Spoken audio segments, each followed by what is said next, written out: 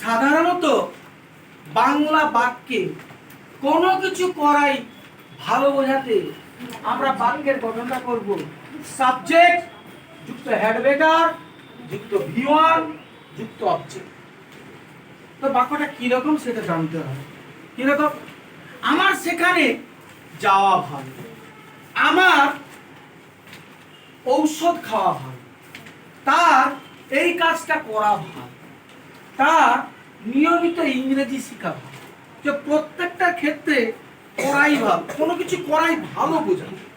এই যে কোনো কিছু করাই ভালো এরকম বোঝাতে আমরা বাক্যের গঠনটা করব কিন্তু সাবজেক্ট যুক্ত হেড বেটার যুক্ত V1 যুক্ত অবজেক্ট। কিরকম? কিরকম? তার ইংরেজি শেখাটা ভালো, তার ইংরেজি শেখাটা ভালো। কিরকম হবে?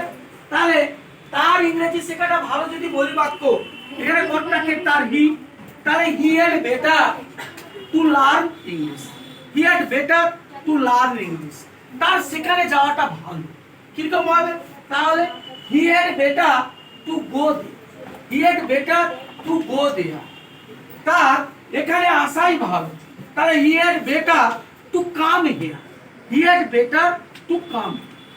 এবার বলি কোনো কিছু না করাই ভালো, এ অর্থে আমরা বাক্যের গঠনটা করব সাবজেক্ট যুক্ত হেড বেটার যুক্ত নট যুক্ত V1 যুক্ত অবজেক্ট। কিরকম? তার সেখানে না যাওয়াই ভালো। তাহলে কি তো উত্তর হবে? তাহলে he had better not to go there.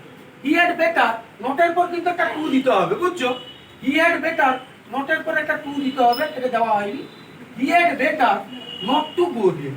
তার তার এই বইটা না কেনাই ভালো। তাহলে he had better not to buy this book. He had better not to buy this book. তাকে টাকাটা না দেওয়াই ভালো। তাহলে he had better not to give the money to him. এই যে কোনো কিছু না করাই ভালো বোঝাতে আমরা বাক্যের গঠনটা করব সাবজেক্ট যুক্ত হেড বেটার যুক্ত নট যুক্ত V1 যুক্ত অবজেক্ট। আবার কোনো কিছু করাই ভালো অর্থে কি ব্যবহার করব? সাবজেক্ট যুক্ত হেড বেটার যুক্ত V1 যুক্ত অবজেক্ট। আরেকবার উদাহরণ দিয়ে বলি। তাহলে একটা বাক্য দিয়ে আমি পরিষ্কার বুঝাই যে আমার তাকে আমার টাকাটা দেওয়াই ভালো।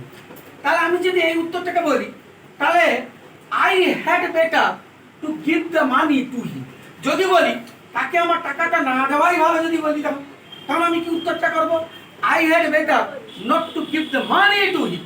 Not to give the money to হিম। যদি বলি আমার ইংরেজি শেখাই ভালো, তাহলে I had better to learn English.